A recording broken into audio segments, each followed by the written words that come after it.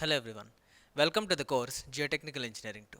So in this module number 4 and lecture number 4, we will be discussing on the bearing capacity methods as a continuation to the previous lecture, as well as we will try to understand the different failure conditions as we need to determine the bearing capacity. Okay, so looking at the course outline, so initially we have understood about what do you mean by the foundation as well as the different types of foundation, that is shallow foundation and deep foundation, and then we have understood what is the terminology known as bearing capacity.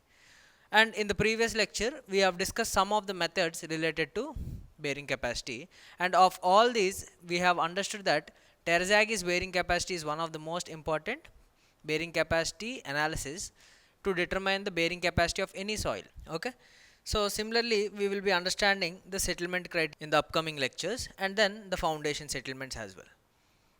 Now coming to the previous lecture, so in the previous lecture first we have discussed the Rankin's analysis as a wedge case. Okay, the failure surface is assumed to be a plane, and then we have understood the wedge failure case, and later we have understood the Terzaghi's bearing capacity theory. Okay, we have started discussing the Terzaghi's bearing capacity theory by considering a certain type of failure known as the general shear failure, and this particular theory is a continuation to the Brandlitz's considerations. Okay, so this is what we have discussed. So from the bearing capacity factors we have understood that the ultimate bearing capacity is obtained by this equation, that is 0.5 gamma b n gamma plus c n c plus q n q. This is the bearing capacity for assuming the foundation as the strip footing. Okay, and here there are three parameters here: the first parameter, the second parameter, and the third. So these are one due to the weight of the soil in the shear zone, and the other due to cohesion, and the other due to the surcharge loading. Okay, so these three we have considered. In a similar fashion, let us try to understand the continuation to this particular lecture. Okay, now so as I've stated, this is the Terzaghi's bearing capacity equation.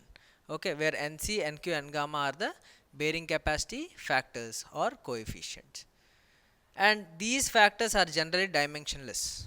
Okay, so if you have a look here, these factors n gamma, nc, nq are the dimensionless numbers which depends upon the angle of shearing resistance, that is phi dash.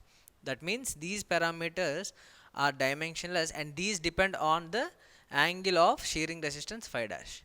So if you look at here, in general it is given nc as nq minus 1 into cot phi dash. Okay, for simplification it is represented phi, but it may be phi dash.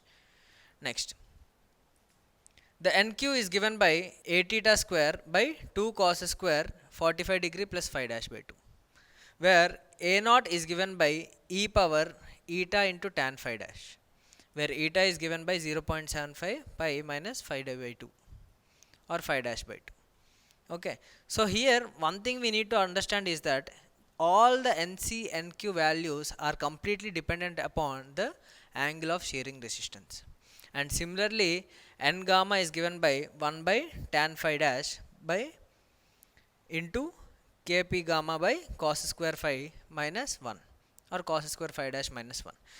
This kp is nothing but the Rankin's passive pressure. It is given by the passive earth pressure coefficient or the Rankin's passive pressure coefficient. Clear? So these are the equations that have been given by Terzaghi for obtaining nc, nq, n gamma, and he has given a tabular form.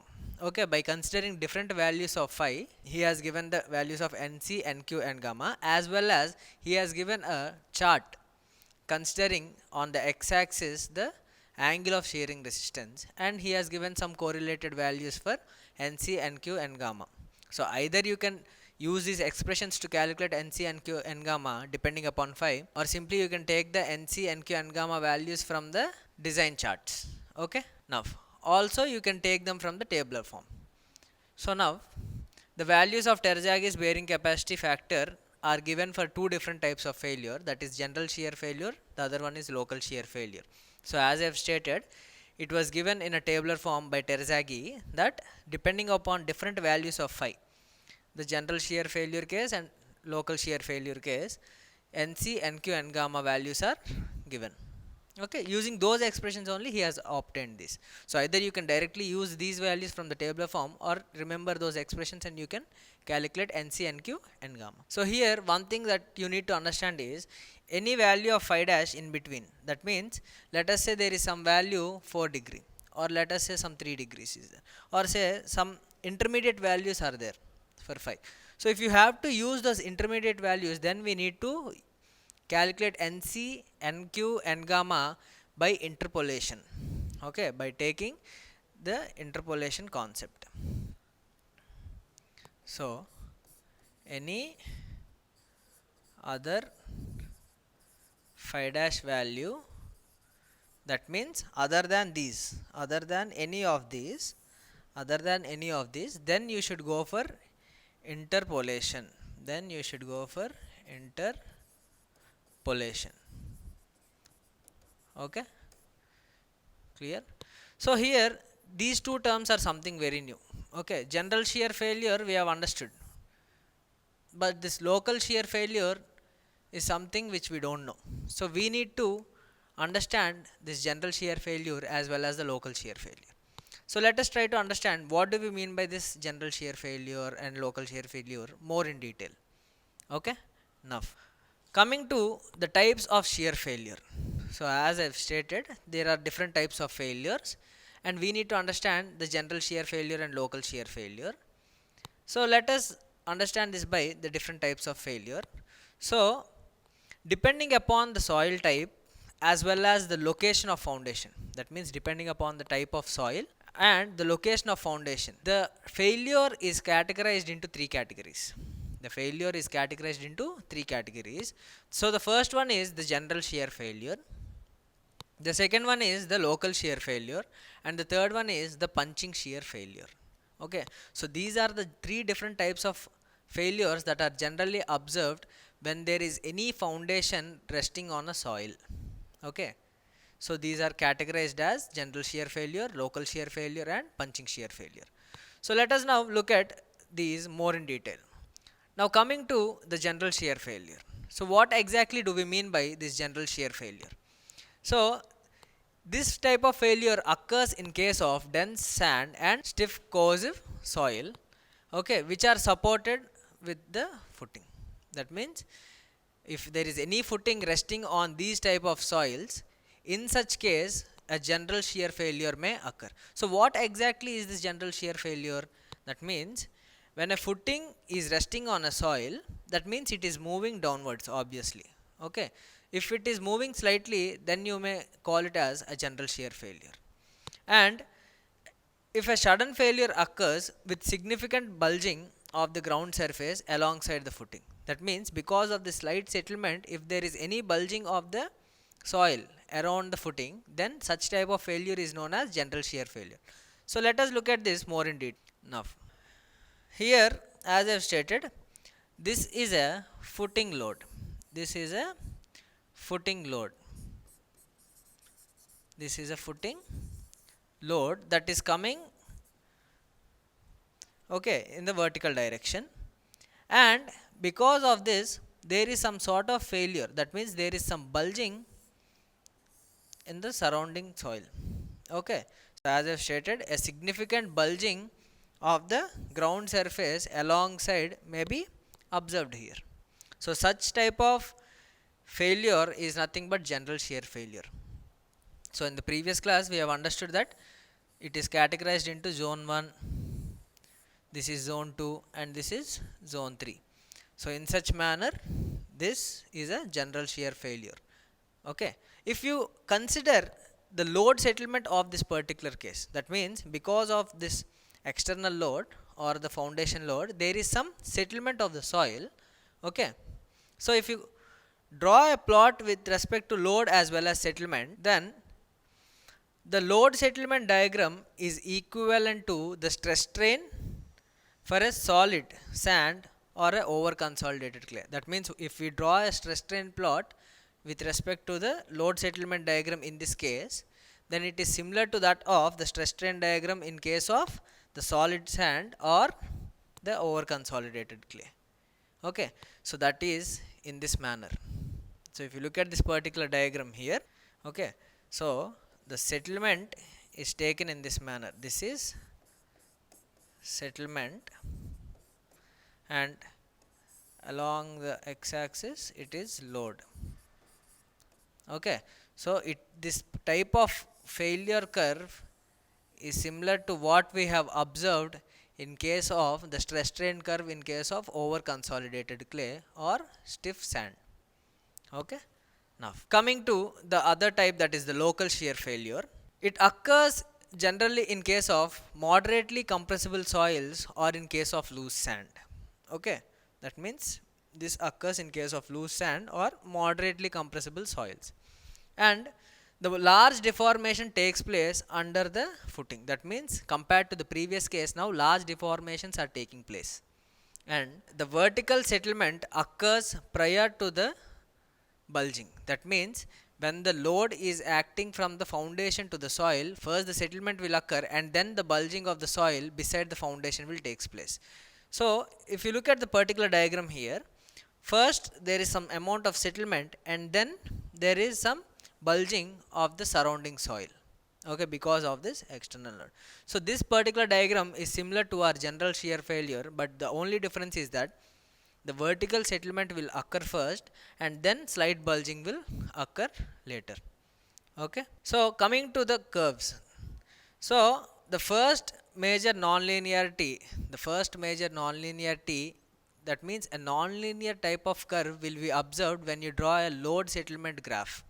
Just like the previous case, if you draw a load settlement graph, the first major nonlinearity will be observed in the curve. Okay, let us look at that more in detail now. So if you look at this particular diagram here, the settlement is taken on the y-axis and then the load is taken on the x-axis. So if you look at this particular curve, there is some non-linearity that has occurred. Okay, that means the curve is having some non-linearity, it is not a linear plot.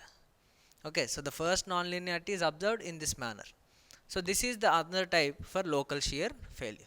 Now coming to the other type, that is the punching shear failure. Okay, so as the name itself indicates, if there is any foundation beneath any soft soil or very loose sand, in such case the soil will fail like a punch. Okay, so as I stated, it is occurs in very loose sand or very weak clays. Okay, and then the base of the foundation will sink suddenly, okay, because of the load. That means if I am standing on a very loose sand, so what will happen? Suddenly I may punch down. Okay, now that means there is no bulging of the ground surface as well as tilting of the footing. Okay, coming to the bulging and tilting concept, if there is any foundation in this manner, let us say it is resting on a ground surface. Okay, as the major assumption is that it is resting on a ground surface. Okay, till now whatever we have considered, it is resting on the ground surface. So in case of punching shear failure, it will suddenly drop down. Okay, that means there is no tilting of this foundation, only it is vertically punching down. Okay, that is why it is known as punching shear failure. So that is why there is no tilting of the footing, as well as since there is only punching, there is no bulging here. Okay, that means there is no bulging of the ground surface. So the soil itself is now making sure that the foundation is punching down. Okay, so coming to the large vertical strains. Okay, that means there are large vertical strains due to this punching and there is no lateral deformation. Okay, and there is no lateral deformation. So now if you look at the load settlement curve, just like the previous cases, here the curve is somewhat steepened. Okay, so before that, let us look at the failure diagram here. So this is a punching shear failure where there is no bulging, only a shear failure is occurring in this region. And if you look at the load settlement curve, okay, that means it is comparatively steeper. Okay, it is comparatively steeper now. So this is regarding the punching shear failure. Now coming to the concept of the ultimate bearing capacity in case of the local shear failure. So in the previous lectures, whatever Terzaghi has derived, he has considered that the general shear failure is only occurring, okay, with zone 1, zone 2, zone 3. But we need to look at the local shear failure also, because there are some other different types of soils, because general shear failure occurs only for a certain type of soil and local shear failure occurs for some type of soils. So we have obtained that the ultimate bearing capacity is 0.5 gamma b n gamma plus c n c plus q n q for a strip footing, which is given by Terzaghi bearing capacity equation. Okay, but this case is only for general shear failure. This case is only for general shear failure condition.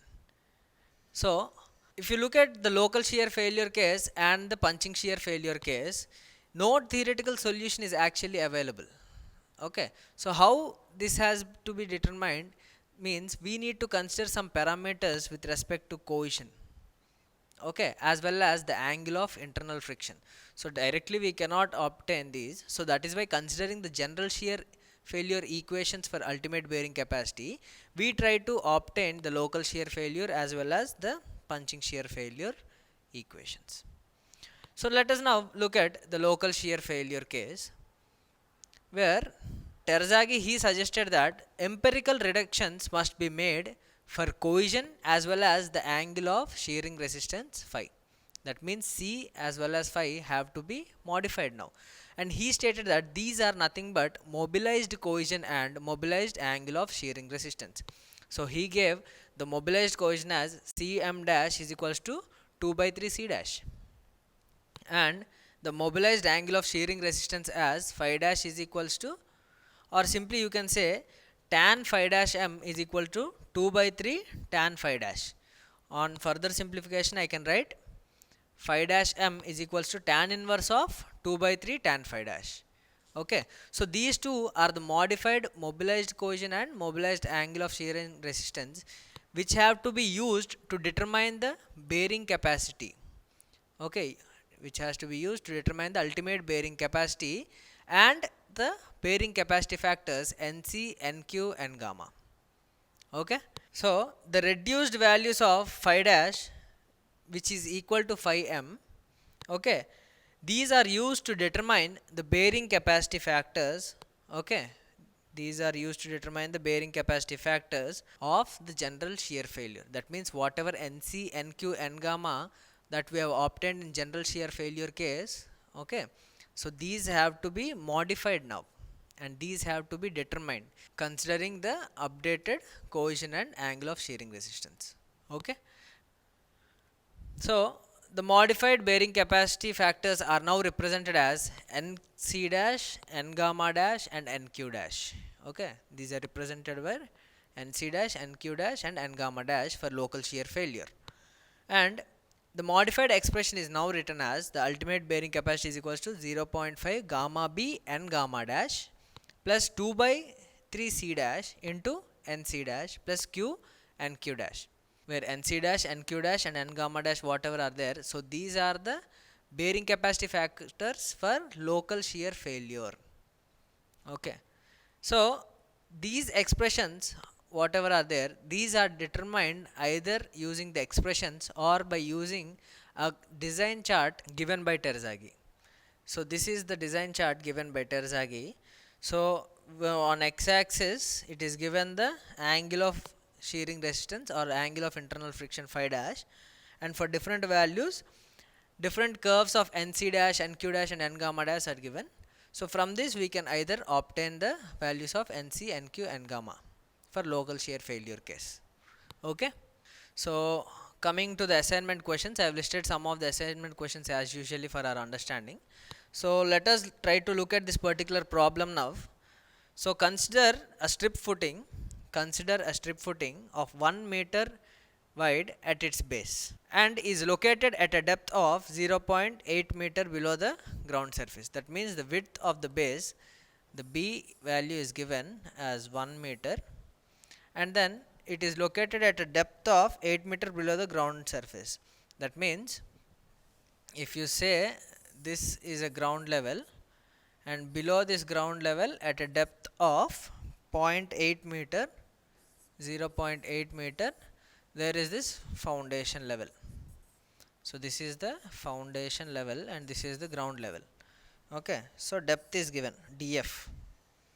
Okay, and then the properties of the foundation are gamma value is given directly, c value is given, and phi is given. That means gamma is 18 kilonewton per meter cube, c is 30 kilonewton per meter square, and phi is given 20 degrees.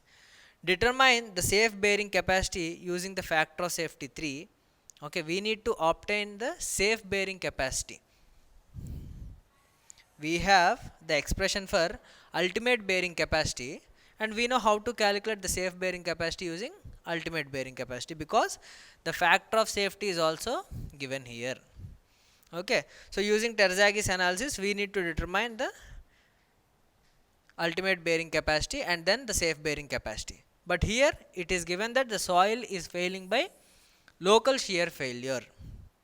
So that is why we have to use the expressions for local shear failure, that is Qu equal to 0.5 gamma b n dash gamma plus this is 2 by 3 c dash and c dash plus it is q and q dash. What is q here again? It is gamma into df. That means the unit weight of soil into the depth of the foundation, since it is a surcharge term and this is the cohesion term. Here c is given, but take this as c dash and this as phi dash. Okay, simply using these you can obtain your ultimate bearing capacity. So when you know ultimate bearing capacity, you know factor of safety, so determine the safe bearing capacity. Okay, so that is how we have to evaluate this particular problem. So now I think you have understood this very well. So in the upcoming lecture we will try to discuss the effect of the groundwater table. Okay, the effect of the groundwater table on the bearing capacity as well as bearing capacity factors. That means till now whatever we have considered, the foundation whatever we have considered is at the ground level. Okay, so and we stated that the effect of water table, imagine say this water table is above the foundation or below the foundation. So in such cases it may vary. So let us look at these in the upcoming lecture. Okay, so that's it for today. Thank you very much. Have a nice day.